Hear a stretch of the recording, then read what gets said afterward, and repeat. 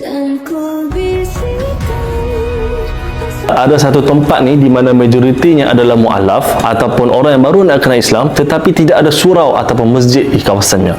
Itulah kami namakan tempat Kampung Pangkalan Darat di Pulau Banggi, Sabah. Dan alhamdulillah tuan-tuan dan puan, kami telah pun mendapat satu bidang tanah yang diwakafkan oleh Pak Barut untuk kami bina surau di sini.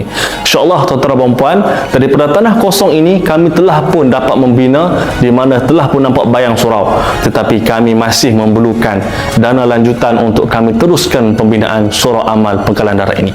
InsyaAllah tuan-tuan dan puan, surau ini insyaAllah kami akan manfaatkan sebagai tempat pembangunan komuniti, tempat beraktivitinya komuniti, tempat pembelajaran, tempat dakwah dan tempat kebajikan bagi komuniti setempat. InsyaAllah tuan-tuan dan puan, Rasulullah SAW telah pun bersabda, barang siapa yang membina masjid kerana Allah, maka Allah SWT akan membina kepadanya rumah seumpamanya di syurga.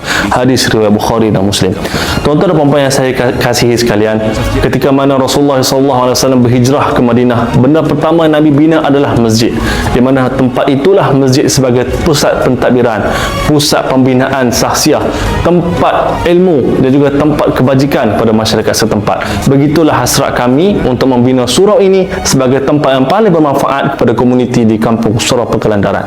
InsyaAllah tuan-tuan dan puan, ayuh bantu kami untuk bantu mereka. Tuan-tuan dan puan boleh klik di pautan ataupun melalui nombor akaun dan QR code yang telah disediakan, hashtag Surau Amal Pangkalan Darat. Bantu kami untuk bantu mereka. Assalamualaikum warahmatullahi wabarakatuh.